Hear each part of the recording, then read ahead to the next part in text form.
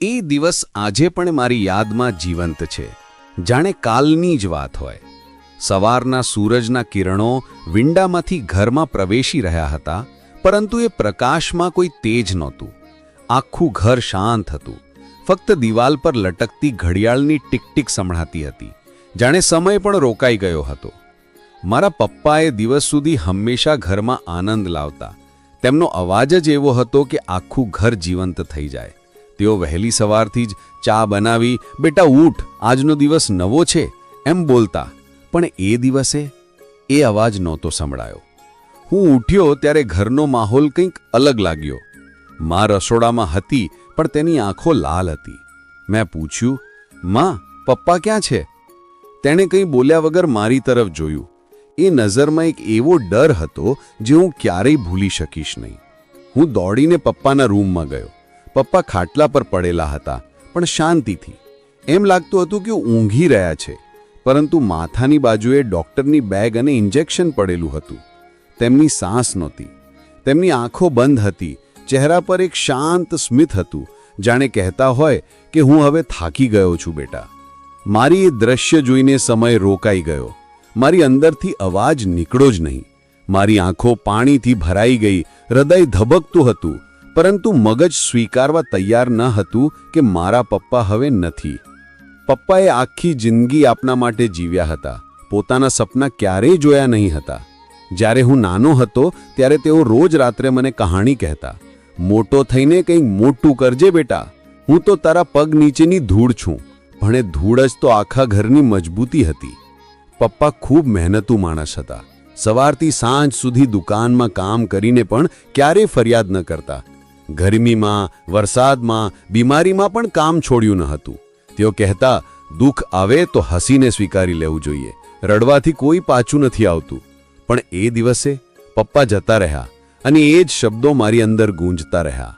ઘરમાં રડવાનો અવાજ ફેલાયો. પાડોશીઓ આવ્યા, સગા સંબંધીઓ આવ્યા, પરંતુ મને કશું સંભળાતું નહોતું. હું ફક્ત પપ્પાના ચહેરા તરફ જોઈ રહ્યો હતો. એમ લાગતું હતું કે તેઓ હમણાં આંખો ખોલી દે અને કહી દે કે "બેટા, મજાક હતી, હું ક્યાં જાઉં છું તને છોડીને." પરંતુ એ ચહેરો શાંત રહ્યો. એ દિવસના સૂર્યાસ્ત સાથે મારું બાળપણ પણ ખતમ થઈ ગયું. રાતે જ્યારે બધા બહાર ગયા ત્યારે હું પપ્પાના રૂમમાં ગયો. તેમની ખુરશી પર બેસ્યો, જ્યાં તેઓ હંમેશા અખબાર વાંચતા. ટેબલ પર તેમના ચશ્મા, ઘડિયાળ અને અડધી લખેલી ચિઠ્ઠી હતી. "બેટા, તારી પરીક્ષા પૂરી થાય ત્યારે આપણે અમદાવાદ જઈએ.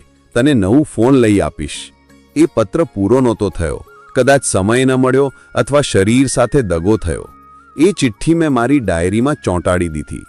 આજ સુધી એ પાના પીળા થઈ ગયા છે, પરંતુ એ શબ્દો હજુ તાજા છે. પપ્પાની અંતિમ વિધિ પછી આખું ઘર ખાલી લાગતું હતું.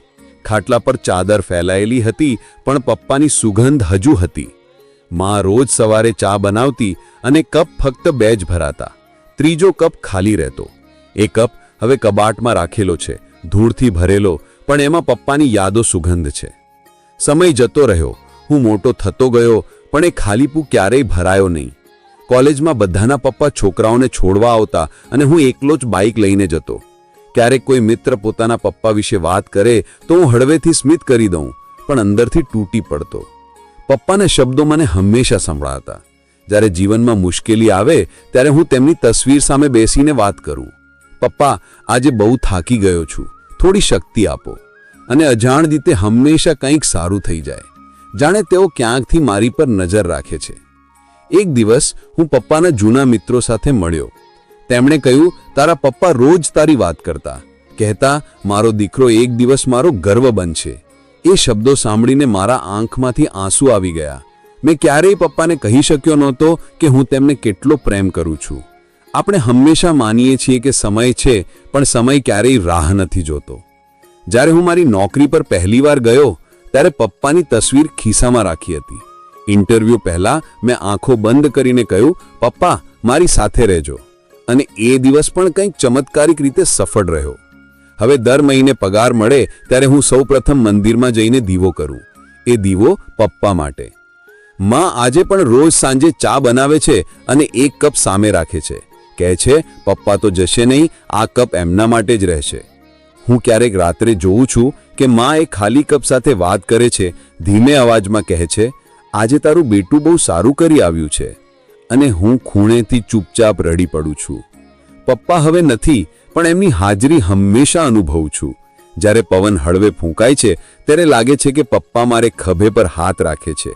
જ્યારે જીવનમાં હાર લાગે છે ત્યારે એમનો શબ્દો કાને પડે છે, હિંમત ના હાર બેટા, હું તારી સાથે છું. સમય કેટલો પણ વીતે, કેટલાક લોકો ક્યારેય જતા નથી. તેઓ આપણા શ્વાસોમાં જીવતા રહે છે, આપણા નિર્ણયોમાં, આપણા સ્મિતમાં. હવે વર્ષો વીતી ગયા છે. હું પણ હવે પિતા બની ગયો છું. જ્યારે મારો દીકરો મને પપ્પા કહે છે ત્યારે એક પળ માટે મારું હૃદય ધબકતું થઈ જાય છે.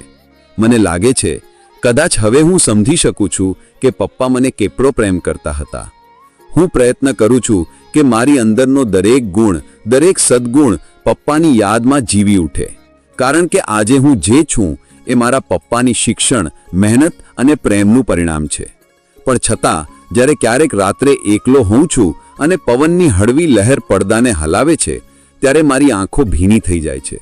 હું ધીમે બોલું છું, પપ્પા, તમે ચાલ્યા ગયા એ દિવસ મારા જીવનનો સૌથી મોટો દુઃખ હતું, પણ તમે છોડેલો પ્રેમ એ આજે પણ મારા માટે આશીર્વાદ છે. અને એ ક્ષણે મને લાગે છે કે ક્યાંક દૂર સ્વર્ગમાં પપ્પા સ્મિત કરે છે. જો તમને આ વિડીયો ગમ્યો હોય તો વિડીયોને લાઈક કરો, તમારા સગા સંબંધીઓ તથા મિત્રો સાથે શેર કરો અને ચેનલને સબસ્ક્રાઇબ પણ કરી દેજો, કેમ કે અમે આવી જ રસપ્રદ વાર્તાઓ અને પ્રેરણાદાયક વિડીયો અમારી આ ચેનલ પર લાવતા રહીશું. ત્યાં સુધી બધાને જય શ્રી કૃષ્ણ.